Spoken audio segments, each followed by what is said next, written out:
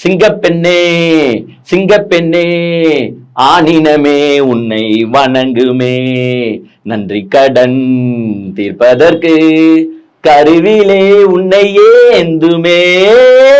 இந்த பாட்டை அப்படி டிவில உக்காந்துட்டு பாத்தீங்கன்னா உங்க எல்லாருக்கும் எப்படி தோணும்னா, பா விஜய் சார் பாரியா, விஜய் சார் தான் இந்த பெண்களுக்கும் இந்த மகளிருக்கும் ஒரு பாதுகாப்பை தர முடியும்னா அது விஜய் சாரால மட்டும்தான் முடியும். எப்படி பாரியா பெண்களை தூக்கி விடுங்க அப்படின்னு எப்படி பாடி இருக்காரு பாரியா எங்க விஜய் சார் அப்படின்னு உங்களுக்கு நினைக்க தோணும். அதுல இன்னொரு லைன் வருங்க, அக்னி சிறகே எழுந்து வா உலகை அசிப்போம் உயர்ந்து வா வா வானும் போது அப்படியே அந்த லேடிஸ் எல்லாம் என்ன நினைச்சிட்டாங்கன்னா, பா என்ன மாதிரி லைனியா எங்க விஜய் அண்ணன் எப்படிலாம் நடிச்சிருக்காரு பாரியா. என்னது, எங்க விஜய் அண்ணன் எப்படிலாம் நடிச்சிருக்காரு பாரியா. எஸ், உண்மைதான், நடிக்க மட்டும்தான் தெரியும் விஜய்க்கு. So Vijay is a real hero but not a real hero அப்படின்றத வெளியாட்கள் சொன்னா கூட நம்ம நம்பி இருக்க மாட்டோம். அவங்களுடைய மனைவி சங்கீதாவே சொல்றாங்க. அதாவது அக்னி சிறகு எழுந்துவான்னு சொன்னீங்கல்ல, உங்க மனைவி, அதாவது அவங்களும் ஒரு அக்னி சிறகு தானே, அந்த அக்னி சிறகு எழுந்து என்ன வீட்டுக்குள்ள உடியா, எது அவங்க பெருசா ஒன்றும் கேட்கல, என்ன வீட்டுக்குள்ள சேர்த்துக்கோங்க அப்படின்னு அவங்க சொல்றாங்க. இல்ல சேர்க்க முடியாது அப்படின்ட்டு இந்த விஜய், அதாவது அக்னி சிறகே எழுந்து வா அப்படின்னு சொன்னார்ல, இந்த விஜய் என்ன பண்றாருன்னா வழக்கறிஞர்களை வைத்து மிரட்டி கொண்டிருக்கிறார். உங்களுக்கே நல்லா தெரியும், சங்கீதா அவர்கள் பாத்தீங்கன்னா கடந்த டிசம்பர் மாசம் இந்த டிவோர்ஸ் பெட்டிஷனை ஃபைல் பண்ணாங்க. அந்த டிவோர்ஸ் பெட்டிஷனை ஃபைல் பண்ணும்போது அவங்க சில இதை பாத்தீங்கன்னா கோர்ட்டு கிட்ட முன்னாடி வச்சிருந்தாங்க. அவங்க என்னென்ன கேட்டிருந்தாங்கன்னா, இந்த மேரேஜை தயவு செஞ்சு டிசல்யூஷன் பண்ணி கொடுத்துருங்க, அதாவது எனக்கு டிவோர்ஸை கொடுத்துருங்க, பிகாஸ் இந்த மனுஷனுக்கு ஒரு கள்ள தொடர்பு இருக்கு, என்னால இனிமேட்டு இந்த மனுஷன் கூட வாழ முடியாது, அதனால மேரேஜை டிசல்யூட் பண்ணி விட்டுருங்க அப்படின்ற கோரிக்கையை வச்சிருந்தாங்க. ரெண்டாவது என்ன கோரிக்கை வச்சிருந்தாங்கன்னு பாத்தீங்கன்னா, ரைட் டு ரெசிடென்ஸ். அதாவது நான் பாத்தீங்கன்னா ஒரு பிரிட்டன் ரெசிடென்ட், நான் ஒரு பிரிட்டன் சிட்டிசன், அதனால எனக்கு தமிழ்நாட்டுல எங்கேயும் வீடு கிடையாது.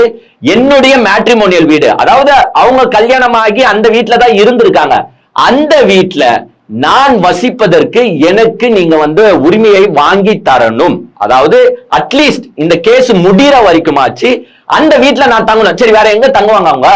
ஏன்னா அவங்க பிரிட்டன் சிட்டிசனு, இங்க தமிழ்நாட்டுல அவங்களுக்கு வீடு கிடையாது, அவங்க என்ன வாடகை வீட்டு எடுத்து தங்குவாங்களா எங்கன்னா? இல்லைன்னா ஹோட்டல் ரூம் லாட்ஜின் எங்கன்னா தங்குவாங்களா?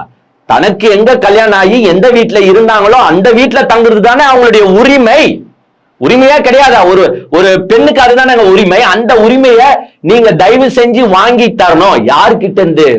அக்னி சிறகே எழுந்து வா உலகை அசைப்போ உயர்ந்து வா அப்படின்னு பெண்களின் பாதுகாவலர் போலவும் பெண்களின் முன்னேற்றத்திற்கு இந்த விஜய் உறுதுணையாக இருப்பேன் அப்படின்றது போலயும் சினிமால நடிச்சாரு பாத்தீங்களா, அவரு கிட்ட இருந்து ஜட்ஜையா தயவு செஞ்சு என்ன வீட்டுல வசிப்பதற்கு உரிமையை வாங்கி கொடுங்க அப்படின்னு பாத்தீங்கன்னா ரெண்டாவதா கேட்டு இருந்தாங்க. மூணாவது பாயிண்ட் என்னன்னா, அது இந்த டிவோர்ஸ் நார்மலா ஆகுதுன்னா ஒரு பெர்மனன்ட் ஆலிமனி, அதாவது மெயின்டெனன்ஸ் செட்டில்மெண்ட் அமௌண்டா தருவாங்க, இதையும் நீங்க நெகோசியேட் பண்ணி பிக்ஸ் பண்ணி எனக்கு முடிச்சு கொடுங்க. இந்த மூணு இதை தான் பாத்தீங்கன்னா அந்த கம்ப்ளைண்ட்ல வச்சிருந்தாங்க. எது? டிசம்பர் மாசம். அதற்கு அப்புறமா பாத்தீங்கன்னா விஜய் எந்த நடவடிக்கையும் எடுக்கல. இவங்க இந்த டைம் பீங்ல பாத்தீங்கன்னா என்ன பண்ணிருக்காங்கன்னா, வீட்டுக்கு அப்ரோச் பண்ணிருக்காங்க போல, அந்த வீட்டுக்குள்ள குடியேறதுக்கு அப்ரோச் பண்ணிருக்காங்க. அந்த நேரத்துல விஜய் என்ன செஞ்சிருக்காராம், வழக்கறிஞர்களை வைத்து மிரட்டி இருக்காருங்க. எங்க கொஞ்சோன்னு நினைச்சு பாருங்களேன், இப்படி பெண்களுக்கு நான் இருக்க, மகளிருக்கு நான் இருக்கேன்னு பாட்டு பாடின இந்த விஜய் தன்னுடைய சொந்த மனைவி அவங்களுடைய வீட்டுக்குள்ள வருத்துக்கு தடங்களா இருந்திருக்காரு. தடங்களா மட்டும் இல்லாம அவங்கள போட்டு மிரட்டி இருக்காரு. நீ தான் டிவோர்ஸ் பெட்டிஷன் ஃபைல் பண்ணிட்டல, இனிமேட்டு இங்க வராத, நான் ஜாலியா இருப்பேன். அதாவது நீங்க பார்த்திருக்கலாம், இந்த பழைய படங்கள் எல்லாம் பாத்தீங்கன்னா இந்த வில்லன் கேரக்டர்னு ஒண்ணு இருக்கும். இந்த வில்லன் கேரக்டர் எப்படியாப்பட்ட கேரக்டரா இருக்கும்னா, தன்னுடைய மனைவியை பாத்தீங்கன்னா கொடுமைப்படுத்துற கேரக்டரா இருக்கும், கூடவே வப்பாட்டியை வச்சுக்கிற கேரக்டரா தான் இருக்கும் இந்த வில்லன் கேரக்டர். இந்த வில்லன் என்ன பண்ணுவாருன்னா, வப்பாட்டியை வீட்டுல வச்சுக்கிட்டு அந்த பொண்டாட்டியை வீட்டுக்குள்ள சேர்க்க மாட்டாரு. பொண்டாட்டி வீட்டுக்குள்ள வந்தா அதை எட்டி ஒதுக்குறது, போடி அப்படின்ட்டு தள்ளி விட்டுட்டு கேட்டை சாத்துறது, இந்த மாதிரி வேலையில தான் பாத்தீங்கன்னா அந்த வில்லன் கேரக்டர் பண்ணிட்டு இருக்கும். ஆனா வப்பாட்டியோட ஜாலியா வீட்டுல இருப்பாரு. அதே மாதிரி ரோல தானே விஜய் இப்ப பிளே பண்ணிட்டு இருக்காரு. யார் யாரோடயோ வந்து பாத்தீங்கன்னா மேரேஜ் ஃபங்க்ஷனுக்கு போறாரு. ஒரு எந்த நடிகையோட இவருக்கு தொடர்பு இருக்குன்னு அவங்க சொல்லாம சொன்னாங்களோ அந்த நடிகையோடய வந்து பாத்தீங்கன்னா இவர் மேரேஜ் ஃபங்க்ஷனுக்கு போய் ஜாலியா இருக்காரு. அதுக்கப்புறமா எங்க போனாங்கன்றதுலாம் நம்மளுக்கு தெரியாது. சோ அதே அந்த வில்லன் கதாபாத்திரத்தை அப்படியே எக்ஸாக்டா விஜய் இப்ப பிளே பண்ணிட்டு வப்பாட்டிகளை வீட்டுல வச்சுன்னு இருக்காரான்னு நம்மளுக்கு தெரியல. பட் தன்னுடைய சொந்த மனைவியை வீட்டுக்குள்ள வராத அளவுக்கு அந்த மனைவிக்கு கடும் மன உளைச்சலை கொடுத்திருக்கிறாருங்க இந்த மனுஷன். ஏன்னா கொஞ்சோன்னு நினைச்சு பாருங்களேன், இந்த மனுஷனெல்லாம் நம்ம ஒரு தலைவன் அப்படின்ற ரேஞ்சுக்கு பில்டப் பண்ணி இந்த தமிழ்நாட்டையே இந்த மனுஷன் கிட்ட நம்ம கொடுக்கலான்ற ரேஞ்சுக்கு நம்ம பேசிட்டு இருக்கோமே, இதெல்லாம் எங்கன்னா சகிக்கிற விஷயமா இருக்கா? ஏங்க டிசம்பர் மாசம் அவங்க டிவோர்ஸ் பெட்டிஷன் போட்டிருக்காங்க. அதுக்கப்புறமா பல வாட்டி வந்து வீட்டுக்கு போறதுக்கு ட்ரை பண்ணிருக்காங்க. பட் இந்த மனுஷன் உடல. அதுக்கப்புறமா என்ன பண்றாங்கன்னா இன்னைக்கு வந்து ஒரு பெட்டிஷன் லீக் ஆயிருக்கு. பட் இந்த பெட்டிஷன் வந்து இன்னைக்கு அவங்க ஃபைல் பண்ணல. இந்த பெட்டிஷன் எப்போ ஃபைல் பண்ணிருக்காங்கன்னா February 22 ஃபைல் பண்ணிருக்காங்க. கிட்டத்தட்ட ஒரு 2 வாரத்துக்கு முன்னாடி ஃபைல் பண்ணிருக்காங்க. அந்த பெட்டிஷன்ல என்ன கேட்டிருக்காங்கன்னா, தயவு செஞ்சு என்ன வீட்டுக்குள்ள உள்ள போறதுக்கு அனுமதி வாங்கி கொடுங்க ஜட்ஜ் ஐயா. எங்க ஒரு பொண்டாட்டி குழந்தை குட்டிய வீட்டுக்குள்ள சேர்க்காம இந்த மனுஷன் தனி மரமா அந்த வீட்டுல இருந்து என்னத்தை புடுங்க போறாருன்னு நான் கேக்குறேன். ஏங்க நான் கேக்குறது இல்ல தப்பா, அவங்கள கோர்ட்டுக்கு போய் ஒரு பெட்டிஷன் போடுற அளவுக்கு நீ வைக்கிறியே, இதெல்லாம் மனசாட்சின்னு நெஞ்சில கொஞ்சமாச்சு இருக்காயா? அவங்க போயிட்டு என்ன பண்ணிருக்காங்கன்னா செங்கல்பட்டு கோர்ட்ல எந்த கோர்ட்ல டிவோர்ஸ் அப்ளை பண்ணாங்களோ அதே கோர்ட்ல திருப்பியும் போயிட்டு February 22 செக்ஷன் 151 ஆஃப் சிபிசின்னு சொல்லுவாங்க, சிவில் ப்ரொசீஜர் கோடு. அதாவது அந்த ப்ரொவிஷன் எதுக்குன்னா இன்னரண்ட் பவர் ஆஃப் கோர்ட்னு சொல்லுவாங்க. ஃபார் எக்ஸாம்பிள் ஒரு பர்டிகுலர் ஒரு இது நீங்க கேக்குறீங்க, ஆனா அதற்கான ப்ரொவிஷன் இல்லாத பட்சத்துல இந்த 151 வந்து நீங்க போடலாம். ஃபார் எக்ஸாம்பிள் எனக்கு பசிக்குது சாப்பாடு வாங்கி கொடுங்க இப்படின்றதுக்கு ஒரு செக்ஷன் வேணா இல்லாம இருக்கலாம், ஒரு ப்ரொவிஷன் வேணா இல்லாம இருக்கலாம். ஆனா இந்த 151 ஆஃப் சிபிசியை வந்து நீங்க யூஸ் பண்ணிக்கலாம், எதுக்கு வேணாலும் யூஸ் பண்ணிக்கலாம். கோர்ட்டுக்கு வந்து அந்த பவர் இருக்கு. நீங்க என்ன கேக்குறீங்களோ அதை எடுத்து உரியவர்கிட்ட இருந்து உங்க உரிமையை வாங்கி தருதுதான் அந்த செக்ஷனோட கோர்ட்டோட வேலை. சோ 151 ஆஃப் சிபிசில இவங்க என்ன பண்றாங்கன்னா, தயவு செஞ்சு என்ன வீட்டுக்குள்ள போறதுக்கு அனுமதி வாங்கி கொடுங்கயா, இந்த கேஸ் முடிகிற வரைக்குமாச்சு நான் அந்த வீட்டுல தங்கிக்கிறேன். ஏங்க இதெல்லாம் உண்மையிலே நான் சொல்றேன், வில்லனுங்க தாங்க பொண்டாட்டிங்களை இப்படி ட்ரீட் பண்ணிருப்பானுங்க, வில்லனுங்க தாங்க பசங்களை இப்படி ட்ரீட் பண்ணிருப்பாங்க, வில்லனுங்க தாங்க கூட பிறந்த குழந்தைகளை பாத்துக்காம வப்பாட்டிங்களோட சுத்தின்னு இருப்பாங்க.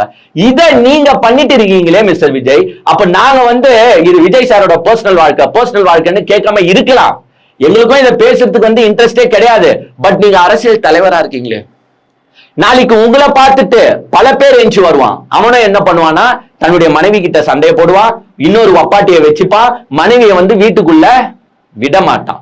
மனைவி எப்ப வந்தாலும் அந்த மனைவி என்ன பண்ணுவானுங்கன்னா துரத்தி அனுப்புறது வேலையா வச்சுட்டு இருப்பாங்க. அந்த வேலையை தான் விஜயும் செய்து கொண்டிருக்கிறார். ஆனா இவரு தான் வந்து பாத்தீங்கன்னா இன்னைக்கு என்ன பண்ண போறாருன்னா, எது தன்னுடைய சொந்த மனைவியையும் தன்னுடைய பசங்களையும் வீட்டுல சேர்த்துக்காம வப்பாட்டியோட இருக்காரோ யாரு கூட இருக்காரோ நம்மளுக்கு தெரியல, பட் யாரு கூட இருக்காருன்னு வச்சுக்கோங்க. இவர் தான் இன்னைக்கு என்ன ஃபங்க்ஷன் கொண்டாட போறாருன்னா மகளிர் தின விழா. அதாவது இந்த மகளிர் தின விழாலாம் யார் கொண்டாடுவா நார்மலான்னு பாத்தீங்கன்னா, குழந்தை குடும்பம் பொண்டாட்டி குட்டி எல்லாரோட சந்தோஷமா இருக்காங்க பாருங்க. அதாவது மகளிர லேடிஸ எக்காலத்திலையும் கைவிடாத ஒரு நபர் இருக்கான் பாத்தீங்களா, அவன் வந்து இந்த மகளிர் தின விழாவை கொண்டாடலாம். ஆனா நம்ம யாருன்னா கூட இருக்கிற பொண்டாட்டிய பாத்துக்கல, கூட இருக்கிற பொண்டாட்டி வீட்டுக்குள்ள வரணும் ஏன் வழி உடியானா வீட்டுக்குள்ள சேர்க்காம வெளியில தத்து விடுற கேரக்டரா இருக்கிறோம். குழந்தைங்களை, அதாவது அவருக்கு ஒரு பெண் குழந்தைகள் இருக்கு, அந்த பெண் குழந்தைய கூட பாத்துக்காத இந்த மனுஷன் மகளிர் தின விழாவை கொண்டாட போறாருங்க. ஏங்க இதெல்லாம் எவ்வளவு பெரிய காமெடின்னு மட்டும் பாருங்கன்னா. அதோ அவங்க டிவோர்ஸ் பெட்டிஷன் போட்ட பிறகும் இன்னொரு நடிகையோட ஃபங்க்ஷனா சுத்தின்னு இருக்கிற இவரு ஹாப்பி உமன்ஸ் டே அப்படின்னு சொல்லுறதுக்கு ஒரு அருகதை இந்த மனுஷன் இருக்கா? எஸ், இந்த மனுஷன் ஒருவே ஒரு வாழ்த்தை மட்டும் சொல்லலாம். என்ன வாழ்த்துனா ஹாப்பி லவ்வர்ஸ் டே. ஏன்னா மனுஷன் வந்து இப்ப 52 வயசு கிடையாது, மனுஷனுக்கு இப்ப 25 வயசு. லவ்வர்ஸ் டே வேணா சொல்லின்னு சுத்தலாமே தவிர்த்து ஹாப்பி உமன்ஸ் டேன்னு சொல்ற தகுதி விஜய்க்கு சுத்தமா கிடையாது. ஏன்னா வீட்டுல இருக்கிற பொண்டாட்டியையும் பாத்துக்கல, வீட்டுல இருக்கிற பெண் குழந்தையும் பாத்துக்கல, தன்னுடைய சொந்த தாயையும் பாத்துக்கல. இவர் தான் வந்து பாத்தீங்கன்னா இன்னைக்கு சாயங்காலம் பேசுவார் பாருங்க, பஞ்சி டயலாக் பெண்கள் பாதுகாப்பு இந்த தமிழ்நாட்டுல பெண்ணுக்கு பாதுகாப்பே கிடையாதுங்க அப்படின்னு பேசுவாரு. இவரு வீட்டுல இருக்கிறது 4 பேர் தான். அந்த 4 பேர்ல 2 பெண் இருக்காங்க, அவங்களுக்கே பாதுகாப்பு கிடையாது. ஆனா தமிழக அரசு 8 கோடி மக்களை பார்க்கணும், 8 கோடியில எப்படியோ 4-5 கோடி வந்து பாத்தீங்கன்னா பெண்களா இருப்பாங்க. அங்கேயும் இங்கேயும் எதுனா ஒரு சம்பவம் நடந்தா மட்டும் பெண் பாதுகாப்புன்னு பல்ல இழிச்சுக்கிட்டு வருவாப்புல. வீட்டுல இருக்கிற 4 பேருக்கே பாதுகாப்பு கொடுக்க தெரியாத இந்த மனுஷன் பெண் பாதுகாப்பை பத்தி பேசுவாரு. அதே மாதிரி பிளாஷ் நியூஸ் ஒண்ணு இருக்கு. என்னன்னு பாத்தீங்கன்னா, இன்னைக்கு வந்து பாத்தீங்கன்னா விஜய் வந்து தேர்தல் வாக்குறுதிகளை தரப்போறாருங்க. மகளிருக்காக ஸ்பெஷல் தேர்தல் வாக்குறுதிகள். என்னத்த தேர்தல் வாக்குறுதிகள் தரப்போற? ஒரு பொண்ணு எத்தனை ஆணை வேணாலும் வச்சுக்கலாம்னு சொல்ல போறியா? உன்னுடைய கட்சியோட தேர்தல் அறிக்கை இப்படித்தானே இருக்கும். ஏன்னா கட்சியை அந்த மாதிரி தானே செயல்பட்டு இருக்கு. இல்ல ஒவ்வொரு பெண்ணுக்கு பின்னாடியும் பாதுகாப்புக்கு ஒரு போலீஸ போடுவாங்கன்னு தேர்தல் அறிக்கை சொல்ல போறீங்களா? சொன்னாலும் சொல்லுவாங்கயா. ஏங்க இவங்க எப்படியாப்பட்ட கேரக்டர்னு உங்களுக்கு தெரியும். ஆண் விற்பனையாளருக்கு ஆண் இடையாளர், பெண் விற்பனையாளருக்கு பெண் இடையாளர், ஆண் வாக்காளருக்கு ஆண் முதலமைச்சர், பெண் வாக்காளருக்கு பெண் முதலமைச்சர், இப்படிதானே சொல்லின்னு சுத்துறீங்க. அப்போ நீங்க தேர்தல் வாக்குறுதிகளை உங்க இஷ்டத்துக்கு அளந்து விடலாம். ஜெயிக்கவா போறோம்? ஃபர்ஸ்ட் ஆஃப் ஆல் எலெக்ஷன்ல நிக்க போறாங்களானே நம்மளுக்கு தெரியல. இவங்க வந்து இன்னைக்கு மகளிர் தின விழாவை கொண்டாட போறாங்க. அந்த மகளிர் தின விழா ரோஸ்ட் வந்து பாத்தீங்கன்னா நம்ம ஈவினிங் பாத்துக்கலாம். ஏன்னா எங்க அண்ணன் பஞ்சு டைலாக் எல்லாம் ரெடி பண்ணிருப்பாரு. எப்படிலாம் பேசலாம், எப்படிலாம் மைண்ட் வாஷ் பண்ணலாம் அப்படின்றதெல்லாம் ரெடி பண்ணி வச்சுன்னு இருப்பாரு. அதை வந்து நம்ம ஈவினிங் ரோஸ்ட் பண்ணிக்கலாம். சோ இன்னைக்கு வந்து இந்த பெட்டிஷன் லீக் ஆகிருக்கு. இந்த பெட்டிஷன்ல தயவு செஞ்சு என்ன வீட்டுல அலோவ் பண்ண விடுங்க அப்படின்ட்டு வந்து பாத்தீங்கன்னா நீதிமன்றத்தை கேட்டிருக்காங்க. கண்டிப்பா நீதிமன்றம் என்ன பண்ணோம்னா, because it is legal right. ஆக்சுவலா சட்டத்தின் படி பாத்தீங்கன்னா அவங்களுக்கு வந்து இது லீகல் உரிமை இருக்கு. அவங்க வந்து உங்க வீட்டுல தங்குறதுல உங்களுக்கு என்ன பிரச்சனை? அட்லீஸ்ட் மேரேஜ் டிசால்வ் ஆகுற வரைக்குமாச்சு அவங்க உங்க வீட்டுல தங்கிதான் ஆகணும் அப்படின்ற ஆர்டர் வந்து பாத்தீங்கன்னா கோர்ட் பெரும்பாலும் போடுறதுக்கு அதிக இது இருக்கு. இன்னொன்னு, அப்படி இன்கேஸ் கோர்ட் வந்து அவங்களை நீங்க என் வீட்டுக்குள்ள எல்லாம் அலோவ் பண்ணாதீங்க அப்படின்னு விஜய் கிளைம் பண்ணாருன்னா விஜய் டிவோர்ஸ் கொடுத்துட்டு தான் போகணும். ஓகேங்க, அவங்க என்ன கேட்டாங்க? டிவோர்ஸ் தானே கேட்டாங்க. இமிடியேட்டா நான் டிவோர்ஸ் கொடுக்கறதுக்கு ரெடி, எங்க கல்யாணத்தை நீங்க முச்சு விட்டுருங்க. ரெண்டாவது என்ன கேட்டாங்க? அவங்க வந்து பெர்மனன்ட் ஆலிமெண்ட் தான் என்ன கேட்டாங்க? நான் தான் இத்தனை கோடி சம்பளம் வாங்குறேன். எத்தனை கோடி சம்பளம்? கிட்டத்தட்ட ஒரு படத்துக்கு எங்க அண்ணன் 300 கோடி 400 கோடி சம்பளம் வாங்குறாரு. இத்தனை வருஷமா எங்க அண்ணன் எத்தனை படம் நடிச்சிருப்பாருன்னு மட்டும் கொஞ்சம் யோசிங்க. அத்தனை படம் நடிச்சிருக்கேன், என்கிட்ட அத்தனை கோடி ரூபாய் இருக்கு, அதுல பாதி தானே கேக்குறாங்க, குத்துட்டு போறேன் அப்படின்னு விஜய் சொல்லும் நிலைக்கு தள்ளப்படுவார். இல்லன்னா என்ன பண்ணோம்? வேற வழி கிடையாது. அவங்கள வந்து எப்பா நீ வீட்டுக்குள்ள விட்டுதான் ஆகணும் அப்படின்னு கோர்ட் ஆர்டர் போட்டுச்சுன்னா இவர் வீட்டுக்குள்ள விட்டுதான் ஆகணும். ஆனா என்ன, பப்பாட்டியா தான் வீட்டுக்குள்ள அதுக்கு மேல சேர்த்துக்க முடியாது. ஏன்னா இவங்க இருப்பாங்க, செருப்பால எடுத்து அடிப்பாங்க, அதுக்கு மேல ஒன்றும் பண்ண முடியாது. சோ இவங்க வந்து இப்போ கிட்டத்தட்ட வந்து பாத்தீங்கன்னா கோர்ட்டு கிட்ட கேட்டிருக்காங்க. கோர்ட் என்ன செய்யும் அப்படின்றத நம்ம பொறுத்துட்டு தான் பார்க்கணும். ஆனா விஜய்க்கு ஒன்னே ஒண்ணு சொல்லிக்கிறோம், பெண் சாபம் சும்மா விடாது.